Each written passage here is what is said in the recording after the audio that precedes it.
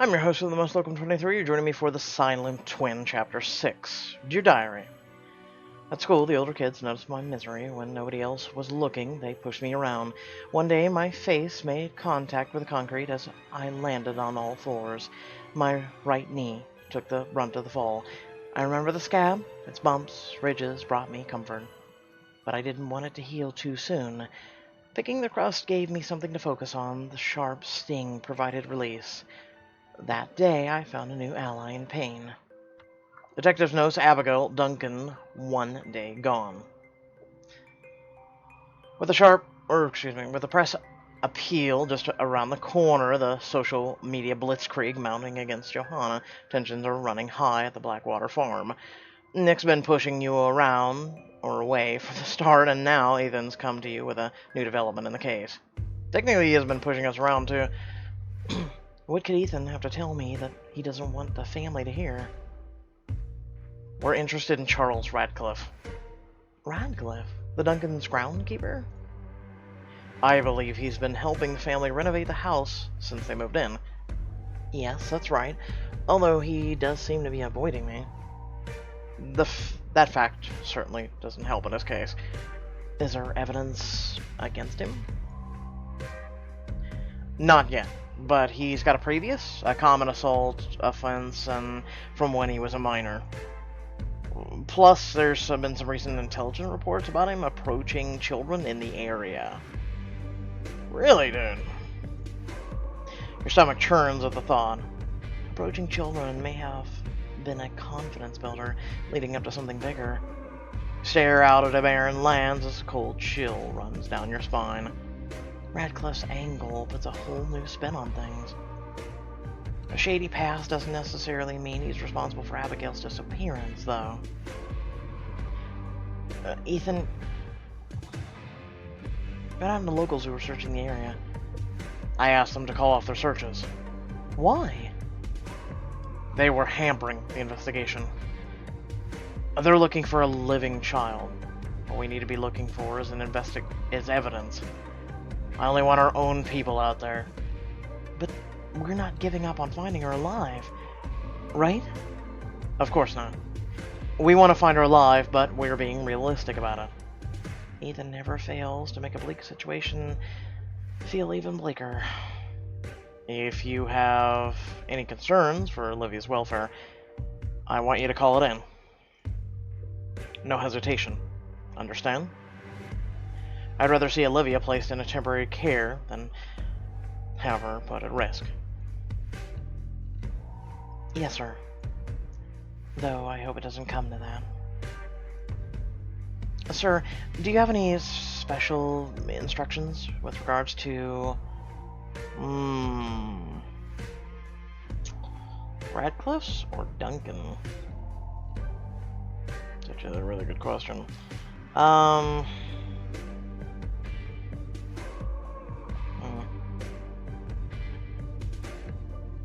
I feel like Radcliffe. Don't breathe a word of our suspicions to anybody. The last thing we need is some vigilante taking matters into their own hands. I can see Nick doing just that. At this stage, Radcliffe is just a suspect. Ethan's gaze drifts away into thought. At least until we pin more evidence on him. You mean find? His gaze snaps back to you. What's that? He's a suspect until we can find more evidence on him. Oh, of course. And the Duncans? Until we find Abigail, everyone is a suspect. Keep a close eye on them. Easier said than done. DC Knight? You mentioned something earlier about taking Olivia somewhere? Oh, yes. I have an idea that may help her talk. I'm listening. My Aunt Laura owns a stable, and Olivia loves horses. She'd be happy to show Olivia and Joanna around. It could be just the thing I need to get them closer to both of them. Ethan turns the thought over in his mind, his expression unreadable. Alala. Getting them away from the house might actually do them some good. Just don't give the kid galloping about it. The last thing we need is her getting hurt. Of course. But if Olivia's silence continues, we'll be bringing in a child psychiatrist. I'm not sure that approach will work with Olivia. I'm certain that a psychologist is probably what you need. Don't think that would work. With all due respect, sir, I'm not convinced that... With all due respect, Detective, I wasn't asking for your opinion on the matter. If she won't talk, I'll bring in someone who will make her talk. It's that simple. Typical frosty bollocks. I must have been drunk out of my mind at that Christmas party. Anything else I need to be made aware of? Yes, her feelings that she continues to bottle up towards you, but I digress. Move on. No, that's all for now. Ethan gives you a curt nod and heads for the car. I expect you to have something to share with us at the next briefing. Yes, sir. You cast a glance at Will as Ethan gets in the car. Will smiles warmly back at you. Wish it were me driving away with Will right now. The contrast between those two is fire and ice. You sigh as the car drives off, responsibility weighing heavily on your shoulders. If the press appeal goes wrong, it could damage the entire investigation. It could cost us Abigail's safe return. And the blame would lie solely at my feet. Not really. I mean, the mother went on television and goes, "Hey, by the way, while you're looking to find my daughter, here's my social media account. Feel free to follow." Well, like, what the? Really? A tremendous wave of dread washes over you. I've got to do it. I've got to find a way to communicate with Abigail. An approaching car draws your attention. It parks up and an elderly couple exits the car. Nick's parents, Bob and Wendy. I recognize them from Ethan's whiteboard. You extend your hand to Bob. Hello, I'm DC Knight, the family liaison officer. Bob ignores your outstretched hand. Have you found Abigail? You awkwardly withdraw your hand. No, I'm afraid not. I'm leaving with Nick and Joanna shortly to attend a press appeal. We know. We're here to watch Olivia. Tell me, DC Knight, what are you and the police actually doing to find Abigail? I'm telling him I'm doing everything I can. Ask him if his uncontrollable temper is a family trait. Shh, no, we keep that to ourselves. Rest assured, Mr. Duncan, we're doing everything within our power to find your daughter. Wait, what?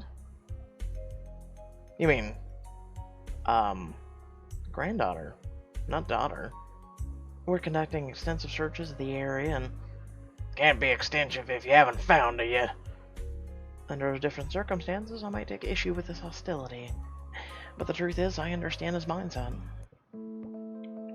Wendy is the first to break the fraught silence. We know why you're really here. Excuse me? You think they did it? Who?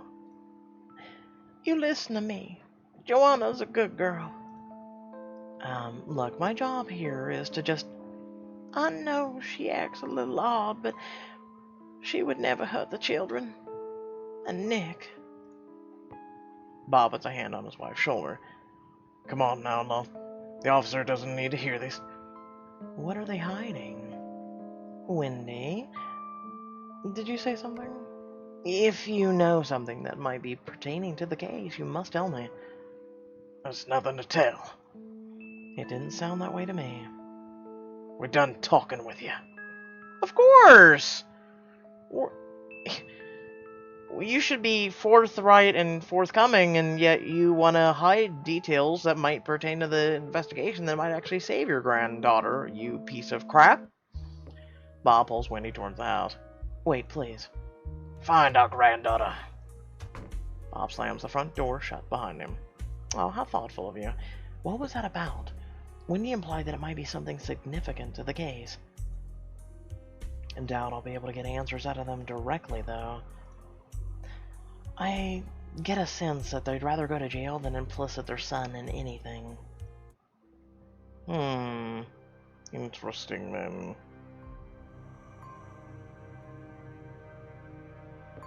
Your gaze drifts over the desolate backdrop of scrub farmland. Nick was looking over at these sheds while I spoke to him yesterday, like they were significant somehow. Make our way over to the outbuildings. The wind whines and whistles through the slats in the wood.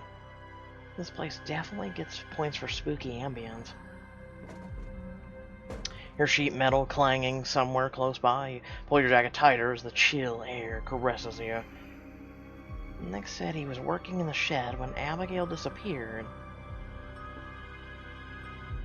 Under the shed, stray beams of light struggle through the holes and cracks in the walls. The air has an unpleasant tang to it, like metal and manure. There's an energy here. Unpleasant memories. There's only one way to access them. You grow still, forcing all thoughts out of your mind, and close your eyes. Deep breaths in and out, becoming immersed in the... Crack open an eye to determine your surroundings. Cowshed. Could you not remember from like 2 seconds ago? Your mind surrenders to the energy of the cowshed. You sink into the pool of its past and present. Let go. Your stomach drops as a sensation of falling within a deep well of darkness overcomes you. Easy. Don't succumb to fear or wonder. You pass through the darkness and into the light. The only sound is the wind. Though, not the wind of the material world. The wind carries note of guilt and anger. I should focus on the guilt. Two indistinct, vaguely human shapes emerge from the ether. There's a history there, a troubled one. Nick and Johanna, or someone else. I can't determine how long ago this memory is, or who it's even about. As you watch, one of the figures collapses to its knees, head buried in its hands. Its shoulders tremble in time with its quiet sobs. Whoever they are, they know each other well. They're hiding something. Something potentially devastating. Something that could ruin their lives and the lives of others. I'll... Really? Pull back. I can't risk running into that malevolent spirit again. I have to... Illusion of choice. The ethereal wind suddenly becomes a forceful gale. It carries words to your ears. Find me? Please find me? Well, it's Abigail. Tons of dirt. Tears. Abigail? The wind fades away, taking the echoes of these words away. You stumble in its wake, and a sudden movement jolts you from your trance. Damn it! It takes a moment for your head to stop spinning. Was that Abigail I heard? It had to be. A noise draws your attention to the entrance of the cowshed. Through unfocused eyes, you see a small girl standing there. She stares back at you with wide, luminous eyes. It can't be. Is that Abigail? I don't think it's Abigail. It's probably her sister. So, yeah, keep that in mind. Without further ado, I thank you all for watching. Remember to like, comment, share, subscribe. Head down to the description below. Links to social media, our Discord, and a few links to support me and my content. Remember, if you do subscribe, hit that bell next to it. You'll receive notifications to when I upload content. And also, if you are a fan of Twitch, we do have a Twitch channel. You can follow me over there for the miscellaneous content that I do on there. And until next time, stay well, stay awesome, and I'll catch you on the next video. Peace!